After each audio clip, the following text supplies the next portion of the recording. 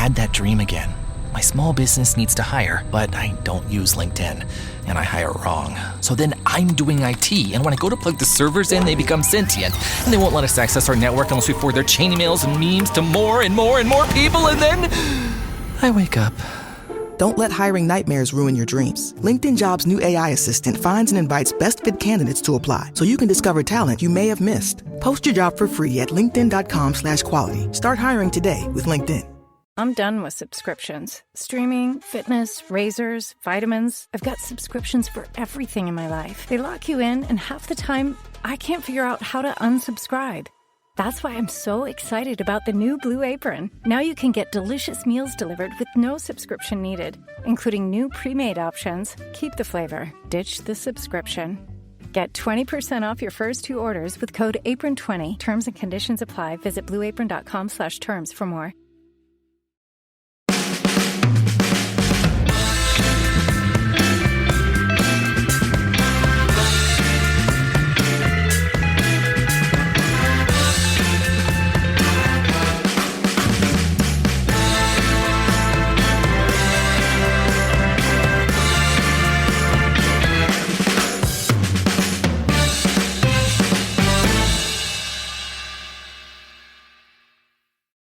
Welcome to No Question About That. We're talking about Manchester United's 17th defeat of the Premier League season.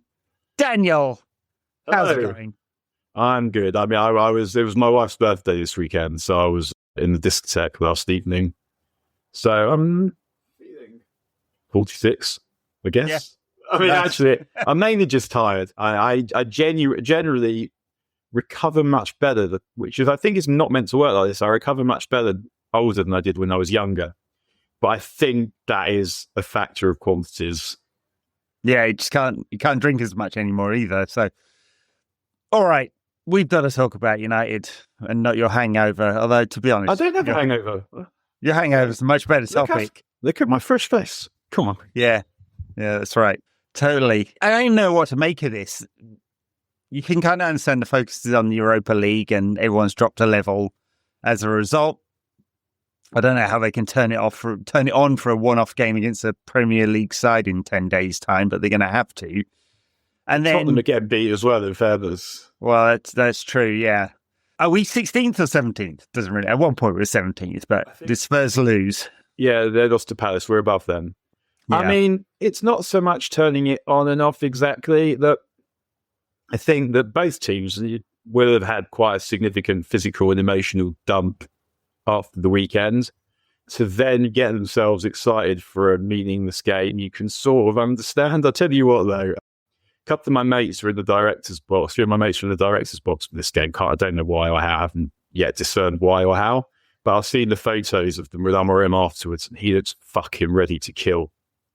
Oh, he should do. Well, he had plasters on his knuckles the other night at half time, and he's punched the wall. I mean, he smashed the TV already. I mean, that's all fine, right? But he came out after the game today and he said we're embarrassed. We're losing our status as a big club. And it's like all kind of stuff we kind of know and feel. And as fans, we can say. As the manager, I don't know if I like that kind of defeatism. I can totally understand why, because he's got a 30% win rate as the United manager. I mean, it's just dreadful and a disaster. And we all like him, and he talks well. And I think we've talked on the last pod, maybe, or the pod before that, about feeling like something is happening here. We can kind of see where the team is going, we think. But, I mean, the credibility is getting shredded every week, isn't it? It's just, I mean, he has to win this Europa final. Otherwise, his bank of credit is going to be negative. Well, that's it, isn't it? If he wins the Europa, then we're in the Champions League, got some money to spend, and he'll get an opportunity.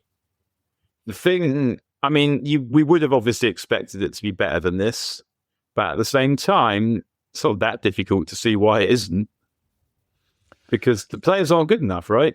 No, they're not, but surely they're better than West Ham's players. Surely. And like, this is a one-off game, right? So I don't want to draw some giant conclusion from a game in which there were like 6 or 7 changes and like it's coming off a big game in midweek and all the kind of emotional exhaustion that is part of that, right? So sure, today's game, but you look down the squad, it's definitely not 17th best squad or worst squad in the Premier League. And it's just like, how many players are going to be accountable? How many can he strip out of this squad? How many does he need to rip out of this squad for them to go from 17th to what's acceptable next season? Top 5 or 6?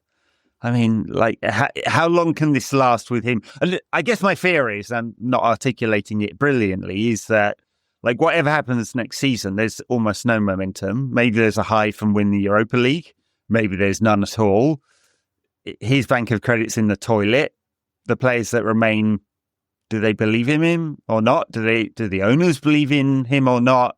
Are we seeing a dead man walking? He's going to be gone by November if it doesn't go well next season. It's just like, talk about lack of momentum at the most important times.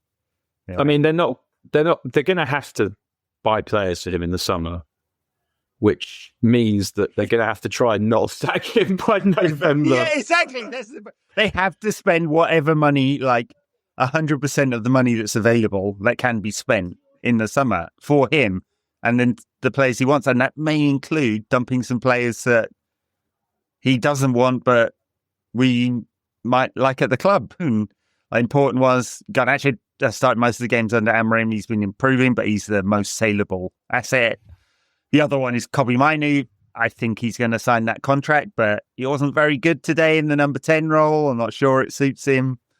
It's like there's so many questions, but like the point is we might have to make some really painful sacrifices to get what Amorim wants. And if it doesn't work out, doubling down on the failure as we have with every other manager. I don't think Mainu's going to leave this summer. That seems extremely unlikely. It seems unlikely. Garnacho, I think they might be forced to sell if they don't make the Champions League. If they do, then there's no need to sell him, I wouldn't have thought. So if it turns out that Garnacho is the casualty, I don't want to sell him, but I could cope if we did. I mean, we can cope if any player goes. It's United. You just move on. Like the question doing that is the player that's brought in better? Is it an upgrade? Do we move forward? Right.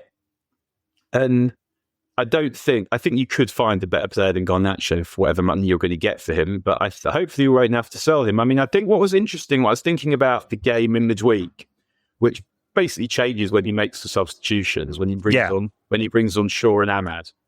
Because suddenly I was thinking, it's almost the Mounts as well, and then he brings on Mainu, and suddenly it's like, okay, what you've really made this happen. Partly, I guess, probably Bilbao tired, and United were able to dominate physically.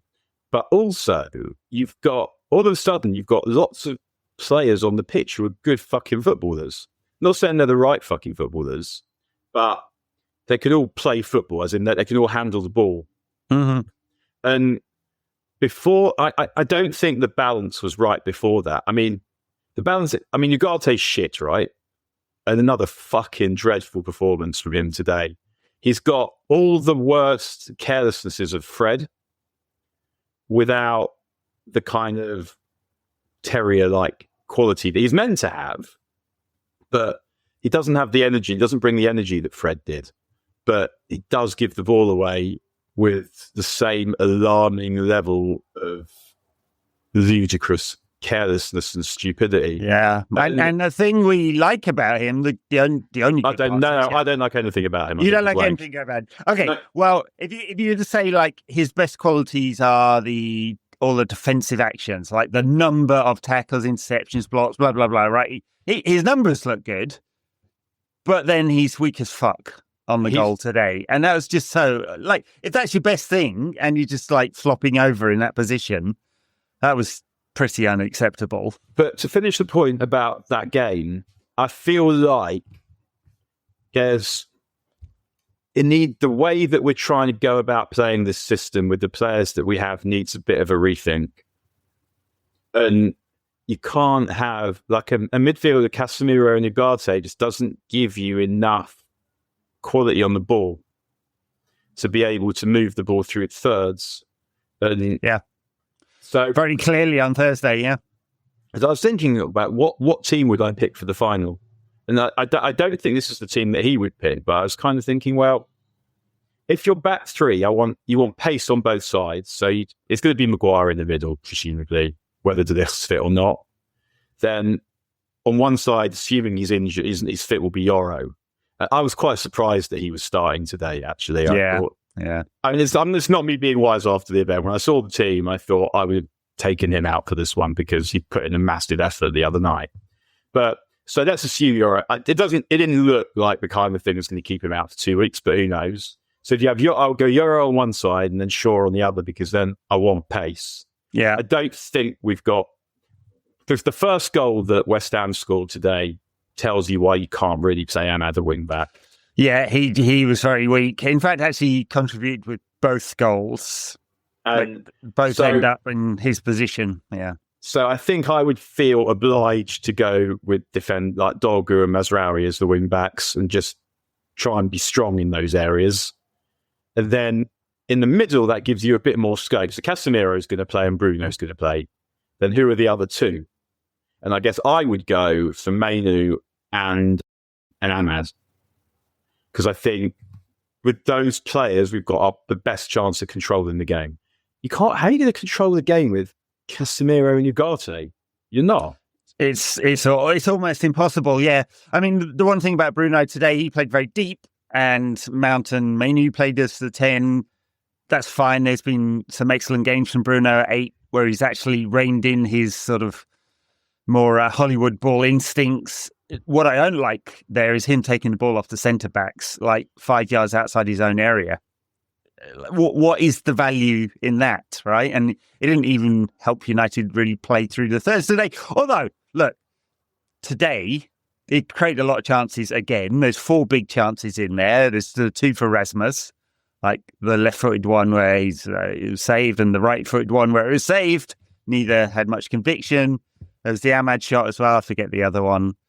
20 shots, 2.3 XG. You know, you can go, oh, well, that looks all right. And yet, we all know with our eyes that it was absolutely dreadful and the players had kind of turned off, like including all the mistakes we've just mentioned. And so it's hard to forgive much of that. So, yeah, I think that if you've got a midfield of Casemiro, obviously will stay deeper, then you could have Bruno and Mainu, depending on the game state, next to him. And it's just they're 2 players that can take the ball in different phases and actually help you create.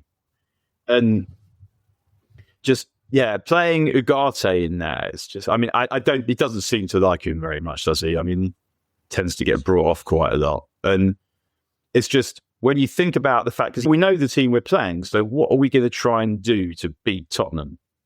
Well, it's pacing behind. Although Spurs have changed a little bit. He's actually reined in some of his wilder instincts, I think, Ange has. And they're trying to play with a bit more, less vertical and a bit more control.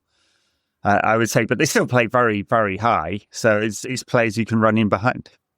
Right. But also you want to try and control that game. Mm-hmm. And you're not going to control that game without players that can keep the ball. Mm-hmm.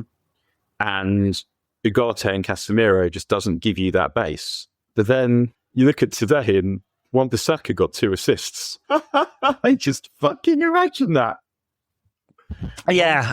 I know. Turned into Pete Cafu, didn't he? Had very good ball for the second goal. Like just the kind of football intelligence that he never showed at Old Trafford. Ruben Amorim said, I think he repeated it after today's game. Actually, he said, "Doesn't matter what you did at United. It doesn't matter what you do now. It matters what you did at United." Right? I.e., he had his chance and he blew it. Wan-Bissaka, he wasn't good enough. Unfortunately, that's true of about, 12 or 15 players in this squad, like, who should be ex-Manchester United players very shortly, and sadly won't. The possible injury to Yoro, talking about soon-to-be ex-Manchester United players, means that the spectre of Victor Lindelof playing in the final is quite high. I would hope Shaw is fit enough that we don't have to see that, although Ruben Amorim has played Victor Lindelof way more often than I'd be comfortable with. He wouldn't, surely. He wouldn't. He brought him on today, but he wouldn't for the final. It's just, in those wide centre-back roles, he just doesn't have any pace. None. I mean, never did. And he's weak physically. It just, it feels unlikely. He's weak physically and mentally, has no pace, can't really defend. Good hair, yeah. 8 seasons, man. It's like, and there's so many players you could point to and go, hey, that's symptomatic of wilderness years United. 8 seasons, 280 odd games. On the plus side, did anyone see Arteta's interview after they lost to Paris? Oh my goodness, he was so. It was when he was going on. We were the best team in the competition. If Hazel Urban had been interviewing him, we'd have 100% had tears. He was one question away about a dead parent or pet from just greeting it all out. It was really, really heartwarming, a proper treat. And then you got one from Rice afterwards, who has that I'm the guy that always fronts up quality about him. Yeah. I mean, what he has that Maguire doesn't have, I guess, is he's often also fronted up on the pitch. But he was also just, he might cry. They genuinely thought they were gonna win this time. Yeah, they weren't even close. Yeah. No, and it's just okay. Keeper made some saves over both lanes, but Lance, you went behind after about 3 fucking minutes of the home game, and it took you until 165 minutes roughly to score a goal when time's finished. Fuck off! This was not a tight encounter. It wasn't, and like retrospectively, they beat a Real Madrid side that can't defend with a couple of worldy goals. So.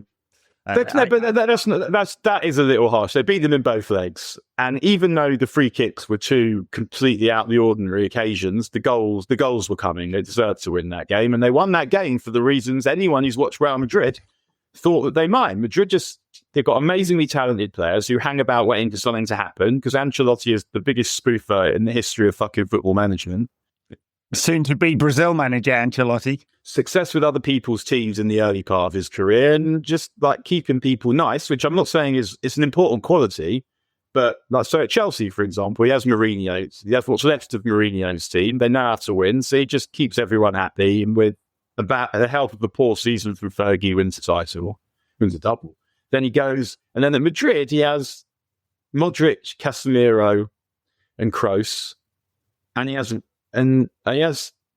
some very, very serious players, and they managed to not really do anything in the league, because winning the league most of the time, because winning the league requires a bit more than good players. But you watch the season, and I mean, Bellingham's a really good example of it. But first time you watch Bellingham play, I mean, me anyway, I thought this guy could be like modern day Brian Robson. He's someone you take the ball in all phases. He can take the ball off the defence. He's press resistant. He can carry it. He can pass it. He can score. But then once he did start scoring, they just kind of leave him upfield, hoping that the ball will come to him. And he's not the best number 10 in the world, or even close to it. No, and they've kind of shifted him as well now. So. Should be the best number 8. But it's quite easy to see how they get better, because they're going to appoint Xabi Alonso, who's going to give them a system, and he'll then give them the format, which then enables them to express their talent. But without that, they sit around and hope that someone good does something good. And even when they're 2-0 up against Barca today, you still kind of felt that Barca had been the score at least twice, because they're just so good going forward.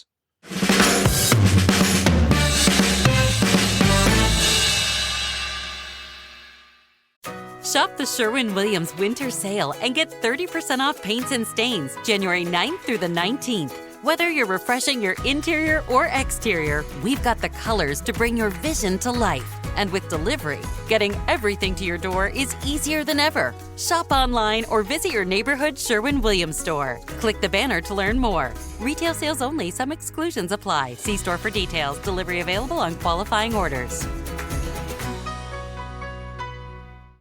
Here's a thought experiment for you, since we went onto this via Arsenal.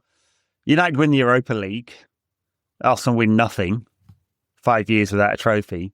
Have we had a better season than them? It's amazing. Wilderness years to United, when we're absolutely dreadful, we just keep racking up trophies. Well, that's it, because a part of that, I think, is a cultural thing. That, I mean, after the semi, you've got Scholes going about how I think United will beat Spurs because they're like historically United win stuff and Tottenham don't. Which on the face of it is just fucking bullshit, right? Like, what has United winning in 1968 or got anything to do with anything? Got anything to do? But there is a cultural thing that United expect to win trophies. The players know they're playing for United. They're expected to win trophies, and there's pressure. There's pressure to win trophies. And even through this dreadful period, they've kept winning trophies, and Spurs never win jack shit. Yeah. Everyone knows Spurs never win jack shit. So obviously that's, in a way, inspirational for Tottenham that they could be the guys. But also, there is a culture that Spurs have a culture of failure. Arsenal fans will have to support United in that final. I was talking to an Arsenal supporting friend about this in synagogue yesterday, and he was like, he obviously does want United to beat Tottenham, and like, if they're going to do it, can they at least like smash them? But at the same time, he's like, if United get into the Champions League, there's now a possibility that they won't waste that, whereas Tottenham definitely will. Yeah. So fucking weird going to Shaw yesterday, and it's just full of fucking Tottenham fans talking about going to a European final. It's just, this isn't what I signed up for with my Judaism. And that's what happens when you live in North London as well, Daniel. So, yeah, in fact, you're in the Spurs neck of the woods where you are, you're not. In between, I guess. I would say probably, closer to Arsenal and Tottenham, where I live. I would say it's funny, like, obviously Tottenham have the reputation as being a Jewish club, and that partly that's just because they're run by Irving Scholar. Then they were bought by Alan Sugar, David Pleat, like various Jewish people involved. But when I was at school in Camden in the 90s, basically, I was at secondary school, 1990 to 1997. Tottenham were far and away. You had seen the best supported club in my school. But I would say over the last decade or two, they've been usurped by Arsenal. So I would say that, that there are probably just as many Jewish Arsenal fans now, I would imagine. But I think, Tottenham obviously are just Tottenham.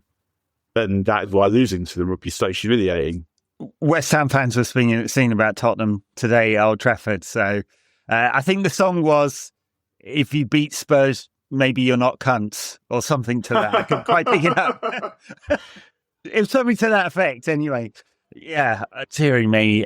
That's the first time West Ham have been United at Old Trafford in the league, at least. They had to beat us in the League Cup once, didn't they? Since Carlos Tevez scored that goal in 2007. That was a massive oversight, not making sure to relegate them. That pissed me off at the time. Still. Well, and in retrospect, they got relegated after that, of course, but they paid Sheffield United a £20 million, I don't know, bribe, compensation for the dodginess with Mascherano and Tevez, which should have been a much bigger penalty, really. I guess in today's terms, that would be well over 100 million. What was quite weird at the time with that was I remember Warnock, United had a cup final coming up. They were fucking exhausted. They limped over the line in the league because they really only had sort of 14, 15 players that season.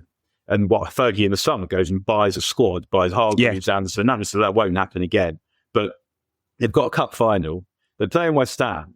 And I think they don't play really, but Ronaldo plays. They play and they create more than enough chances to win several games and end up losing. And Neil Warnock starts bitching about how United should be fined for the team that they played, with a cup final coming the following week. Yeah. Forgetting that when Sheffield United had come to Old Trafford that season, he plays a reserve team because he knows they're getting beat anyway. Yeah, exactly. Yeah. Yeah.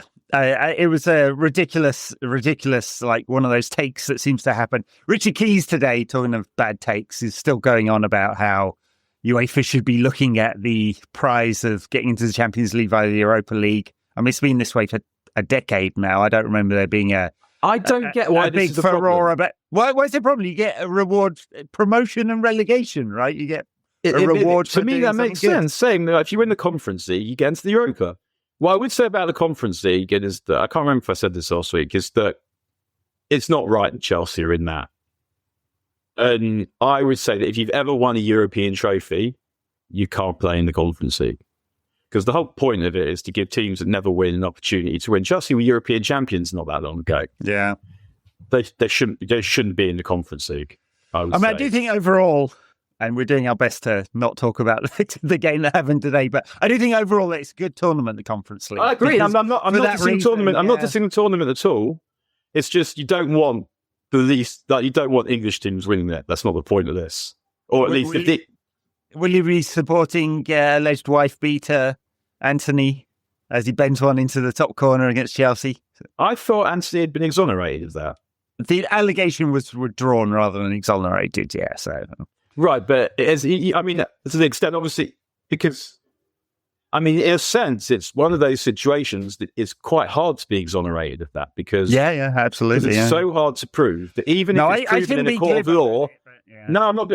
I'm not saying you are being glib at all. I'm just saying that even if it's proven in the court, even if it's that allegation is disproved in a court of law, you still know that many more men get away with that kind of shit that are fraudulently accused of that kind of shit. Oh, for sure. And the article in which the alleged victim gave it to the Brazilian press was incredibly detailed.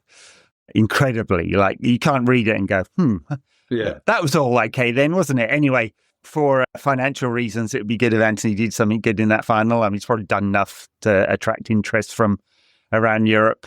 Anyway, a ridiculous goal he scored the other night as well. It's just like, where's that come from? Against Big Dave in goal. But we know he can do it because it's with him. It was like it's a matter of regularity. In the first season, he got a lot of aggravation because the numbers weren't good. But in a dreadful team, he always wanted the ball. He would always take the ball, progress the ball, and he didn't. And if you remember, like the time on that season, we had Rashford's got Luke Shaw, and he's got some cunt like maybe Dallo, maybe Wan-Bissaka. Like he had no help whatsoever, and his first season wasn't the dreadful disgrace that some people thought it was. I didn't think.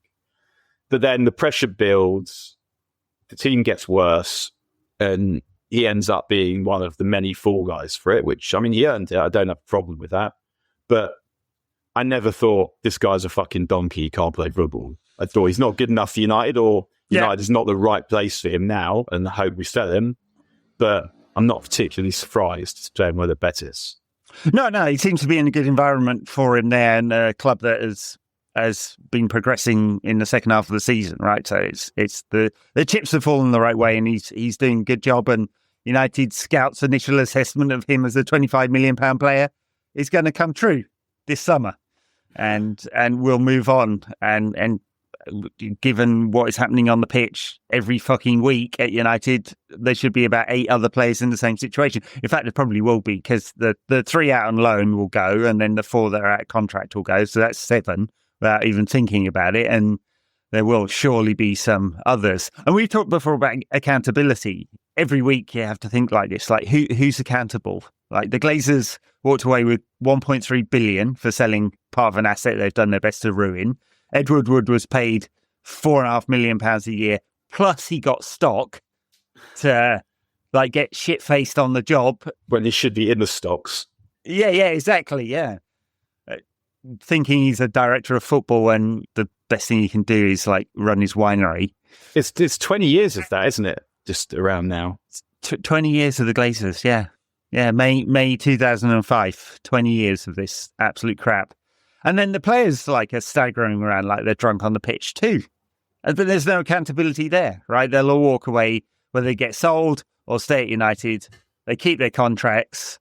I don't know. They play like it's really reductive, but it looks like they just couldn't give a fuck because their contracts are secure. And I think that's harsh. I'm not sitting there watching these guys don't care.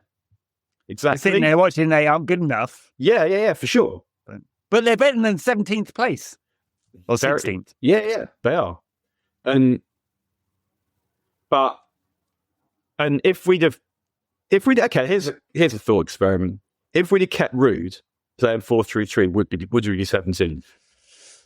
Probably not. No, and probably not if we'd kept Ten Hag either. I mean, you're swapping out short term. What we hope is short term pain for long term gain. It's just if the pain is long enough, then we won't get to that long term gain because Amorim he just won't be in the job, right?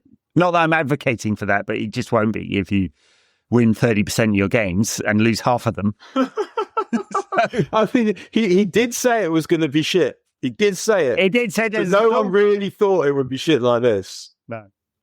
Fucking vortex of swirling shite is what it is. Yeah, it's dreadful. I mean, what I do think with him is that I feel like even if the system is suboptimal, if you give him good players, if they give him good players, it feels like he might be able to circumvent the system with man management and motivation. I think I still, like those 2 shuttlers in midfield, I'm not sure. Like, I'm not sure how you find those players that will give you all the running power that you need, but will also give you the quality on the ball that you need. And that we said last summer when we were talking about who we need to buy as a defensive player, we were like, we need a ball carrier, someone who can pass in and someone can destroy. And we still need all of those in midfield. Yeah. And we need players who won't panic when the ball's anywhere near them in defence and can play through the thirds, and we can actually build up. But we've seen, like, if we have a back three of Yoro, Heaven, and Martinez, that is 3 players that can all play, and the 2 outside players have got loads of pace and power, and can also carry the ball and pass. So that's starting to look to me like something on which you can build. And then if you look at what we've got further forward, right, we've got Bruno, we know he can play. Then the wing backs are a bit of a problem, I would say, that I don't think we're going to sign. We would have wanted to sign Kenda because they think that he is a generational talent who's perfect for the role. But now, so it also makes sense, I think, that now that they can't get him, they don't buy for that position necessarily. And they try and make what they've got work and hope that Mantato is good enough. Or between him, Dorgu can play that side, if Diego Leon or Amas can play on the other side. So they've got workaround options for that position. I do worry still that we're not getting enough creativity from wing backs with the players that we have. I mean, we know Amas is meant to be able to play. We've not really seen it yet. There's still bits, yeah. Not creatively, like he takes the ball, he's confident in possession. He's still sort of playing quite safely, I think, when he's attacking. But we know Bruno can play. We know Ahmad can play. We know we need a centre forward, at least one. And then it becomes more about signing the right players. Can you sign the right midfield player? Can you sign the right centre forward? But presumably going to sign at least 1 more 10, maybe 2. Can they get the right players? And we know that the other ones just aren't, the ones who are playing those roles at the moment are not good enough. Yeah. And it looks like Cunha's going to get done, which on the one hand feels like a really correct kind of signing. What's nagging at me a little bit with him is that in order to be one of the best teams around, that team that's trying to win the Premier League, trying to win Champions League, which is the idea, you need a few players who are among the best in the world. So if you look even at Liverpool, that were much more of a collective endeavour, really, like rather than individuals, they still had Alisson, Van Dijk and Salah, who were among the best players in their position in the world at the time. Who are United's going to be? Yeah. There's one in the squad at the moment. There's one in the squad, Bruno. We also we think that maybe Ahmad and maybe Yoro. Yeah, right. So Ahmad, to me, I'm still a long way from saying that about him. I'm with Ahmad, like Yoro. I'm someone I'm watching. I'm saying this guy's more than good enough to play for United. I know he's. We know I've seen more than enough to say this guy could be really special. Yeah, Ahmad, I'm saying I'm still on the line of, is this guy a really good squad player, or is he someone who can play a key role in the team that wins things? And I mean, I thought like he played really well when he came on in midweek. Like really changed the game. And what I love about Ahmad is he's a menace. Yeah. You can't relax against him. He's always looking, trying to make something happen. And that is an important characteristic and one we don't have very much of.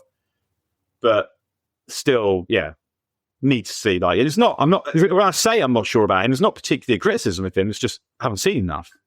He would need to up his output as well. It's 10 goals and 8 assists in 40 games this season. So a goal involvement in just about half his games is all right, but not for a top 4, 3, 2, 1 side in the Premier League. And so that's the question for him is, can he take his career another step forward, or has he hit his ceiling? I mean, he has progressed, clearly, like from not getting a game at Rangers to being one of our best players is quite a lot of progression. Maybe we're even shitter than Rangers were. Under Gerrard. Under Gerrard. He might go back there, so rumours have it this week.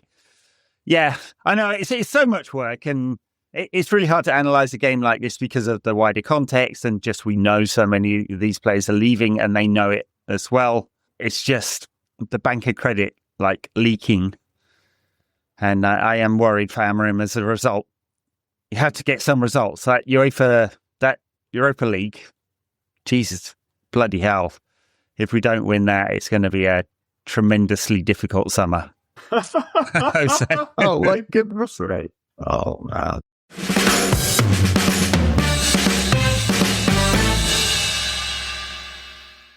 It's the final chapter of the college football playoff. It comes down to this. Miami's unmatched grit and tenacity through the postseason has led them home. The national title now within reach. They are confident. They are battle-tested. Undefeated Indiana, led by Chris Signetti and Heisman winner Fernando Mendoza, have the chance to take home their first title and claim college football immortality. The most remarkable turnaround in the history of college football. The College Football Playoff National Championship presented by AT&T. Monday at 7:30 p.m. Eastern on ESPN and the ESPN app.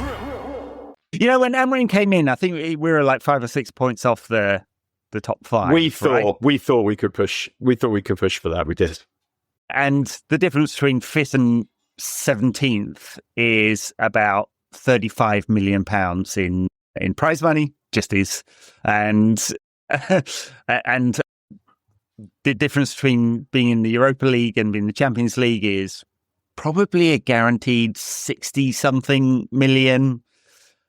And we're going to go on tour we're actually going on tour after this dreadful season finishes. That's going to be fun to play a game in, I think, Hong Kong and one in Malaysia. I forget exactly now. Leeds United in Malaysia or something weird like that. That's going to make us about 9 million.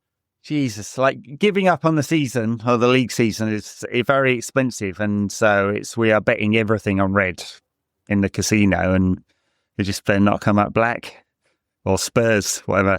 Yeah, they're a shower. I mean, we know this. We know this, but we also know that they are capable of playing well because we've seen. No game in midweek, Daniel, to preview. It's a mercy, that is. Back to the last midweek, still, the way that they started that game. So bad. Makes you feel no confidence whatsoever that they're going to go to Bilbao and turn up from the first minute. No, none at all. Tottenham, whatever else they do, I don't think they'll be passive. There's a good chance they'll make mistakes, but I don't think they'll let the game unfold. For those Tottenham players, this is the biggest game most of them have ever played, and it's probably some of them will ever play in. They won't. I don't think, in the way that Postecoglou sends his teams out, they're not going to. I don't think they're just going to sit there. Someone should do an AI mock-up of Spurs lifting that James Maddison and a bunch of the other cunts lifting that trophy and show it to the players and go, "You want that?" Yeah, exactly. I mean, Madison's out for the season, so at least we'll be spared. At least it won't be him. At least we'll be spared down. Kulusevski got injured today as well. Yeah, that would be good. Although he's had a pretty shitty second half of the season, I'd say. He'd really gone off the ball, and Son is nowhere near. He's been injured. Son's injured as well. Son's injured as well. Richarlison's just been back recently. Bergvall he's out for the season. Is he out as well? I didn't realise. Yeah. Wow. We'd have two teams that barely anyone's fit. Touch wood, Yoro is fit because he left the stadium hobbling, but not in a protective boot. You would hope that's just a bruise on the foot rather than a broken metatarsal. He would definitely be in a boot with that. Same foot though. Xerxes out for sure. Who else is definitely missing? There's quite a few. Delict, we're thinking. We're not sure about that one. But I mean, yeah. I don't. Because he's one of those where do I want him to be available? Don't know. I mean, if it was one of those games where you knew you'd be sitting really deep and box defending, you'd say yes. This won't be that. But he won't be playing anyway. Like Maguire has just about that position. I mean, he did obviously try to fuck us up in midweek. He did his very best. But that was the more classic Harron's midweek. But I mean, it won't be De Ligt. It'll be Maguire. It'll only be De Ligt if Yoro's injured. I would imagine maybe De Ligt will play on the right or something. Can we talk about Rasmus, who has just stunk the place out again today? We haven't got any choice, right? He's got to play. I'd be really tempted not to play him in the final and to play someone else through the middle as a false niner. I don't know. But it's only... It can't be Bruno. It can't be Bruno because he needs to be the creative fulcrum. So then it would be Mount or Ahmad, right? Mount, Ahmad, or Garnacho. And I mean, Garnacho's running would be good. He can't finish, which is. But he needs to be able to hold it up. Yeah. It doesn't work. I don't see it. I don't see how it could work. It's like playing with 10 men, though.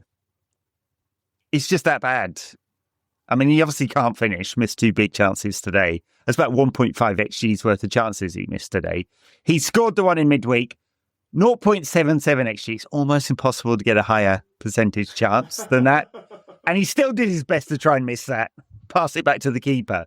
The keeper managed to dive over it. Well, we've had a few moments now, haven't we? We've had that goal, we've had the one against Leicester, he plays well in the Lyon games, where you're suddenly like, this will be the thing that fires him. Just need need one to go in off your cunt, and then you'll be away.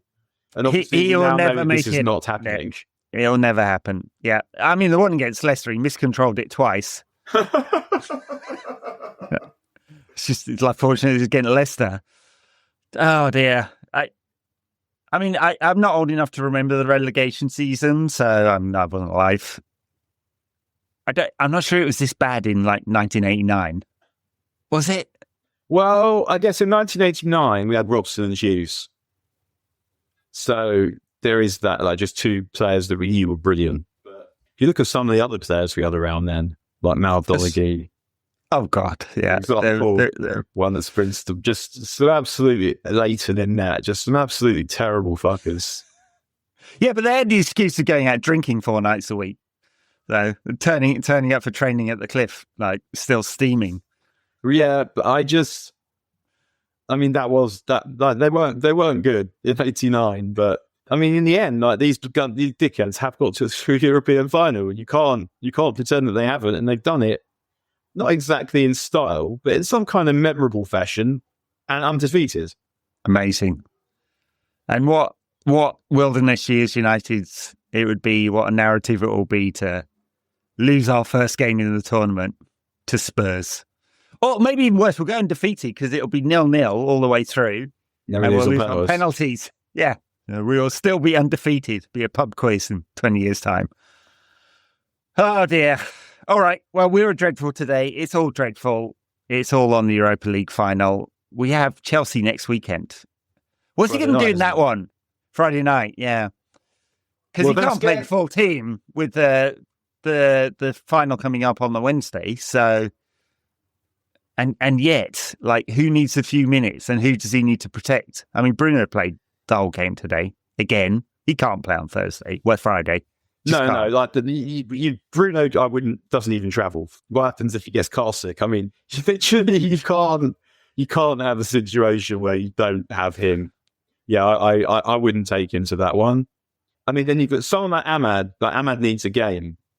Ahmad needs a game. Mount needs a game. Shaw needs a game, but it's just like, Shaw, too many minutes. Are you sending Casemiro into the final, not having played for 2 weeks? Could get half an hour. But yeah, I mean, imagine how dreadful this Villa game will be if we kept League in Scotland. Oh my goodness me! It's a good job it's away from home, I tell you. Oh, so we played Villa away. We played Villa away the last game of the season in 2000. Do you remember? Were you there? And Joe Ross, he's got a trophy in his cabinet. 2000, we lost the last 3 games of the season, right? Or was that 2001? No, that's 01. That's 01. That's 01. I remember we lost at the Dell. Wes Brown scores a diving header own goal. Yeah. But no, 2000 they win. They go on a long winning run and win all the games at the end. Sharon scores. They win 1-0 at Villa. It was a great away end that day, actually. I've always enjoyed Villa Park as an away end. Oh, it's a proper football ground, Villa Park. Yeah. One of the best. And the whole end is one of the best ends in football, I would say, in terms of size and scope and just mass. I mean, it's not great, in terms of noise, really, but in terms of just an actual structure of where to put people, I really like the whole end. But yeah, but that could be like devastating and stressful. It really could. All right, on that wonderful note, I think we'll call it a day. At some point this week, we'll do a tactical preview with Darnish. I think I've got a few other things planned, just looking ahead to the Spurs game. God, love of God, please win that game. I'm not a religious man, but I'll pick anyone.